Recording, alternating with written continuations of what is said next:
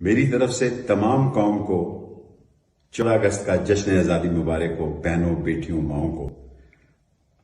افسوس کی بات ہے کہ آج میرے 50 سال سے جو میں جلسہ کرتا ہوں جشن آزادی کا، اس پر ہنگامی بنیادوں پر دفعہ 144 لگا دی گئی ہے 7 دن کے لیے۔ ہمارا اسٹیج، ہمارے لاؤڈ سپیکر، ہمارے بجلی، ہماری آتش بازی، سارا سامان جو ہے اس کو پولیس نے قبضے میں لے لیا۔ رات انہوں نے میری بہنوں، میرے بھتیجوں، میرے بھائیوں کے گھر میں ریڈ نہیں کیا، ڈکیتی کی، اور وہاں سے تمام قیمتی سامان اٹھا کے اسی طرح لے گئے جس طرح میرے گھر سے اسلام آباد سے 2 دفعہ لے کر گئے۔ ہمارا جرم کیا ہے؟ ہم پاکستان کے وہ وفادار لوگ ہیں جنہوں نے 16 دفعہ وزارت پہ، جن پہ کوئی کرپشن کا کیس نہیں، اور پاک فوج کے ساتھ کھڑے ہوتے ہیں۔ 2 دفعہ پاک فوج کی وزارتوں میں رہے، اور 9 مئی کے واقعے کی مذمت کرنے والے لوگوں میں شامل ہیں، اور ہم پاکستان سے باہر تھے، رات کو آئے۔ اور لیکن یہ بات کہنا چاہتے ہیں کہ خدا کے لیے غریب کے حالات کو سمجھیں۔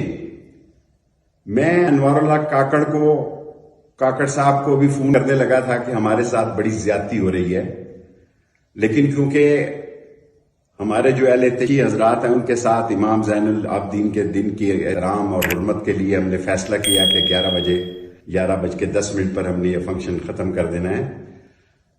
آپ سوچیں کہ اس ملک میں 160 سے 180 روپے انہوں نے آٹا کیا، انہوں نے بجلی 50 سے 60 روپے فی یونٹ کی، اس ملک میں لسانی، اقتصادی، سماجی، معاشی بحران پیدا کیا، غریب مر گیا، گلی محلے میں لوٹ مار شامل ہے، اور آج ملک الیکشن کی طرف جا رہا ہے، اور ریاست عوام کا نام ہے۔ ریاست کسی اور چیز کا نام نہیں۔ عوام مضبوط ہیں، خوشحال ہیں، ساتھ ہیں، تو پاکستان مضبوط اور خوشحال ہے۔ اگر عوام خفا ہیں تو ملک کے مسائل ہیں، اور وہ لوگ جو پاکستان میں طرح طرح کی باتیں کرتے ہیں۔ جب میں کہتا تھا نون سے شین نکلے گی تو آپ میرا مذاق اڑاتے تھے۔ میں کہتا تھا جتنے نام اخباروں میں آ رہے ہیں، ٹی وی پہ آ رہے ہیں، ان میں سے کوئی نام نگران وزیر اعظم کا نہیں آئے گا، آپ لوگ میرا مذاق اڑا رہے تھے۔ اور میں آج بھی یہ بات کہنا چاہتا ہوں، میں نسلیوں اصلیوں صرف دوستی نبھا رہا ہوں۔ میری ایک سیٹ جو ہے صرف جمالی صاحب کے کام آئی، وہ میرے ایک ووٹ سے ولسن کی طرح وزیر اعظم بنے۔ میں ایک ووٹ کی قلم دوات کی سیاست پر اپنی پارٹی میں سیاست کرتا ہوں، لیکن جن لوگوں سے آپ کو کسی نے غلط مشورہ دیا، پریس کانفرنس سے کروائی، ان کو اس قابل ہی نہیں چھوڑا کہ وہ عوام کے جانے کی پوزیشن میں ہو۔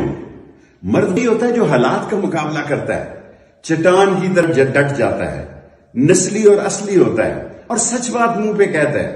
سچ بات یہی ہے کہ اس ملک میں 16 مہینوں میں جو ظلم و ستم، لوٹ مار، اور جو کرپشن اور ممبروں کی خرید و فروخت ہوئی، آپ اندازہ کریں کہ پاکستان کے وزیر اعظم کے نام کی پریس کانفرنس راجہ ریاض صاحب نے کی ہے، جو موجود تھے سندھ ہاؤس میں، جہاں ممبروں کی خرید و فروخت کی منڈی لگی گئی۔ اب وہ وقت ہے، میں کہتا تھا کہ نون سے شین نکلے گی، آپ میرا مذاق اڑاتے تھے۔ آج ان کے حالات دیکھیں، ان کا حال پوچھیں، ان کی پوزیشن عوام میں جانے کے قابل نہیں ہے، یہ اس قابل نہیں ہے کہ یہ عوام میں جا سکے۔ اور ملک کے مسائل اتنے گمبھیر ہیں، کہ اگر انہیں حل نہ کیا گیا تو کوئی پارٹی، کوئی سیاستدان اس ملک کے معاشی بحران سے نہیں نکال سکتا اس ملک کو۔ میں بڑا معذرت خواہ ہوں جن لوگوں نے آج مجھے مجبور کیا کہ میں ویڈیو پہ تقریر کروں۔ اگر میں اب جاؤں لال حویلی تو میں جا سکتا ہوں، اس میں کیا ہوگا کہ یہاں 9 محرم کو پہلے ایک دفعہ بہت بڑا خون خرابہ ہوا تھا، جسے میں نے، لال حویلی نے آگے بڑھ کے جان پہ کھیل کے، کیونکہ میں سمجھتا ہوں کہ ہر شخص کو حق حاصل ہے کہ اپنے عقیدے کا احترام کرے اور دوسرے کے عقیدے کو نہ چھیڑے۔ میں آپ سے بہت ساری باتیں کرنا چاہتا تھا، لیکن میرا سارا نظام اٹھا کر لے گئے یہ لوگ۔ میری ساری چیزیں اٹھا کے لے گئے. یہ مجھ سے لال علی چھیننا چاہتے ہیں. میں اکیلا آدمی ہوں اس پاکستان میں. اگر میری کسی سے غلطی ہو گئی ہو, غیبت ہو گئی ہو, تو مجھے معاف کر دیا جائے. میں اکیلا انسان پاکستان میں اللہ اور اس کے نبی کا جھنڈا بلند کرنے والا آدمی ہوں. میں نے ایوب خان کی جیل دیکھی, اس میں کوئی ظلم و ستم نہیں تھا. پورے 7 بجے ناشتہ ملتا تھا, حالانکہ قلعہ تھا وہ. یا خان میں میرا کورٹ مارشل ہوا, ہری پور جیل میں سکول ٹیچر تھا. ختم نبوت میں 2 دفعہ قید ہوا, 1 سال. ہر جگہ انسانی سلوک کیے گئے. اور یہی نہیں, کلاشنکوف کیس میں مجھے 7 سال سزا دی گئی جو میں نے بھاولپور میں کاٹی. لیکن تمام اصولوں کو مد نظر رکھا گیا. آج آئین کو پامال کر دیا گیا. یہ کہہ رہے تھے کہ نواز شریف آ رہا ہے. میں ان کو کہتا تھا وہ نہیں آئے گا, یہ لوگ نواز شریف کو دھوکہ دے رہے ہیں. سپریم کورٹ کا فیصلہ آ گیا ہے, ستمبر ہوگا. بہت سارے فیصلے آئیں گے, اور اگر آپ نے ریلیف بھی لینی ہو تو اس مہینے میں ہی آپ لے سکتے ہیں, جو کہ آپ کو ملنی نہیں ہے. آپ اس ملک میں جو آپ نے 13 پارٹیوں کا ایک جمعہ بازار لگایا تھا, ایک جگتو فرنٹ بنایا تھا, اس کا ستیہ ناش ہو گیا. ایمل کاسی نے کیا بیان دیا ہے, مینگر صاحب نے کیا بیان دیا ہے. ابھی تک میری نظر سے نواز شریف مریم بی بی میں بچوں کی لیڈیز کی سیاست پہ بات نہیں کرتا, لیکن باپ پارٹی کے بارے میں وہ جو کچھ کہہ چکی ہیں میں اس پر تبصرہ نہیں کرنا چاہتا. لیکن پاکستان ہماری زندگی اور موت ہے. پاکستان ہماری آخری ریڈ لائن ہے. پاکستان کے لیے ہم نے جینا ہے اور مرنا ہے, اور اللہ اور اس کے نبی کا جھنڈا بلند کرنا ہے. لیکن یہ جو دبئی میں میٹنگیں کر رہے تھے, یہ جو سعودی عرب میں میٹنگیں کر رہے تھے, سارے پاکستان کے صحافیوں کو میرے ان سے بہت اچھے تعلق ہیں. 4 دفعہ میں انفارمیشن منسٹر رہا, 16 دفعہ میں 4 دفعہ انفارمیشن یا 3 دفعہ رہا. جتنے نام انہوں نے دیے بطور نگران وزیر اعظم, کوئی ایک صحافی بتایا جو یہ کہے کہ میرا نام درست نکلا. عوام کا فیصلہ جو ہے, عوام کو فیصلے کا حق دیا جائے. ریاست عوام ہے, عوام خوشحال ہوں گے تو پاکستان خوشحال ہوگا, معاشی, سیاسی, اقتصادی ترقی ہوگی. ورنہ آپ اس بحران اور بھونچال میں پھنس جائیں گے کہ پاکستان اور پاکستان کی 24 کروڑ لوگ, اور میں الیکشن کمیشن کو بھی کہنا چاہتا ہوں, اور میں جناب انوار الحق کاک صاحب سے بھی کہنا چاہتا ہوں, آسانی سے 90 دن میں الیکشن ہو جاتے ہیں. مردم شماری کے تحت کرائیں, مردم شماری کے بغیر کرائیں, لیکن الیکشن کرائیں.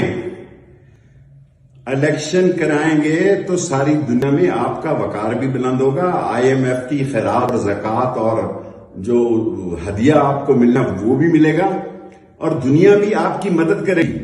یہ کہا جا رہا ہے کہ ہمارے دوست, ہم جغرافی میں اتنی اہم جگہ پہ ہیں کہ چین ہمارا عظیم دوست ہے, سعودی عرب ہمارا بھائی ہے, UAE ہے. ہم ان دوستی کو کبھی بھی دھوکہ نہیں دے سکتے. ہم اپنے آپ کو دھوکہ دے رہے ہیں کہ اپنی معیشت کو اپنے پاؤں پہ کھڑا نہیں کر رہے. میں تقریر بہت لمبی کرنا چاہتا تھا, لیکن کیونکہ میرا اہل تشیع سے معاہدہ ہوا ہے کہ ان کے جلوس سے پہلے میں اپنی بات چیت ختم کر دوں گا. اب میں ٹویٹر پر, پہلے میں نے یہ سوشل میڈیا استعمال نہیں کیا. سارے پاکستانیوں کو کہتا ہوں کہ میرے ٹویٹر پر اگر آپ کے پاس وقت ہو تو آئیں. میں ٹویٹر کے ذریعے سیاست کرنا چاہتا ہوں. میں لڑائی جھگڑے کا قائل نہیں, اور میں ایک اہم اعلان کرنا چاہتا ہوں. وہ اہم اعلان یہ ہے کہ میں اسی تقریر کو فائنل کرتے ہوئے آج کے پروگرام کو امن و امان کے لیے, اسلام کی سربلندی کے لیے, پاکستان کے استحکام کے لیے اور قانون کے احترام کے لیے, میں نہیں چاہتا کہ میرے ورکر دفعہ 144 میں پکڑے جائیں. ابھی تک ایک کیس سے ضمانت ہوتی ہے, باہر جیل پہ آتا ہے تو دوسری FIR غریب آدمی کے خلاف کھڑی ہوتی ہے. اور ڈیوڑیوں میں MPAO کی جو سیفٹی ایکٹ کے تحت ڈیوڑیوں کے اندر ہی آرڈر پڑے ہوئے ہیں. عدلیہ کا مذاق اڑا دیا گیا ہے. میری گاڑیاں, میری گھڑی, میرے کیمرے, میرے پیسے, سب جو اشفاق بڑاچ اور اشتیاق فیض صاحب جو ہے وہ ایک دن ان کو دینے ہوں گے, قانون کے تحت دینے ہوں گے. میں پاکستانیوں, آج میرا دل دکھ رہا ہے، دل خون کے آنسو رو رہا ہے کہ آج ہم جشن آزادی نہیں منا رہے اور اس کو منسوخ کر رہے ہیں۔ ہر آدمی اپنے گلے میں جھانکے کہ ان حالات میں جشن آزادی منانا کتنا ضروری ہے، کیونکہ اس سے پاک فوج کے امیج کو، عزت اور وقار کو، شہیدوں کے عزت اور وقار کو بلندی ملتی ہے۔ اور سارا راولپنڈی اس میں 50 سال سے شامل ہوتا ہے، لیکن میں بھاری دل سے آج کے اس جلسے کو ختم کرنے کا اعلان کرتا ہوں، اور کوئی امن و امان کی خلاف ورزی نہ ہو۔ آپ لوگ سب اپنے گھروں میں جائیں، اگر زندگی رہی تو اگلا سال اس سے بھی زیادہ جوش، ولولہ، تنتنا، دبدبا، ہمہ، عزت اور وقار اور جذبہ شہادت سے منائیں گے۔ اگر ہم زندے رہے